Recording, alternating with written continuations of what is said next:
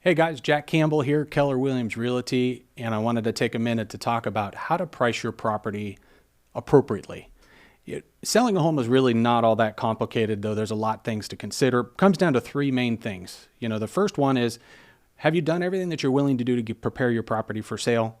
The second one is, of course, massive exposure, and that's making sure you're doing all the traditional things plus a lot of non-traditional things. Then, of course, comes down to pricing.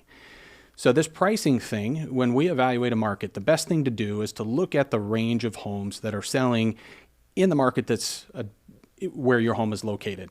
And that kind of gives us a feel for where consumers might end up valuing the property based on the current range or historical sales. Now, that doesn't tell us what a buyer is willing to do in the future. It just suggests what they've done in the past, right? So those buyers who purchase the other homes, they've already purchased homes, they're moving in, so they're not going to be purchasing your home. But that being said, we've got new buyers who are entering the marketplace using that information to evaluate where you are today. So we start with that bracketing concept, looking at the old homes. Then, based on where your home is in relationship to those other properties, is going to help us decide if your home is clean and polished and meticulous like a brand new property, it likely is going to price at the top end of that range, right? Compared to those homes at the top end of the range. If your home needs a couple renovations, maybe somewhere in the middle, and if you haven't done anything with your property in the last 20 years and everything for the most part is dated, even if it's clean, chances are you're going to be closer to the bottom end of that range as far as comparables go. So now that we know where you sit in relationship to the other properties that have been sold in the past, where is it that we want to actually price your property?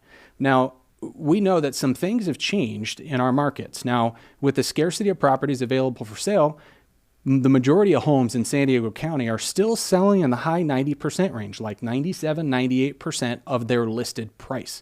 What that means is consumers have moved more towards a click-to-buy mentality, which kind of makes sense with Amazon out there. Now you just shop your product, and then whatever it is you want, you click the one that's the best price, and that's the one you buy.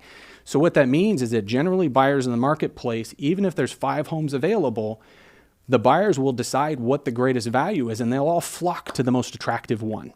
What that means is it's very easy to create an environment where you have multiple offers and you're able to drive pricing even sometimes beyond the existing range of what the home might need to sell for. But in order to do that, it has to be orchestrated with the correct pricing. So after making your evaluation, we want to prepare your property as much as possible. We evaluate it compared to the others. Then when we market it slightly below where it should probably be marketed at. And what that does is it creates that frantic. And those 5 buyers that show up to purchase a property, they all flock to your home and ignore the other 4 properties, making this bidding action happen. And that really is the most attractive way to sell a home in today's market. And when that happens, the seller gets to drive not only the price of the property, but also the terms, meaning you close on your terms, the inspections are reduced or minimized or eliminated in some cases, and it really puts you as the seller in the driver's seat. So if you need some help figuring this out for your pricing for your property, feel free to reach out anytime. I'm excited to help.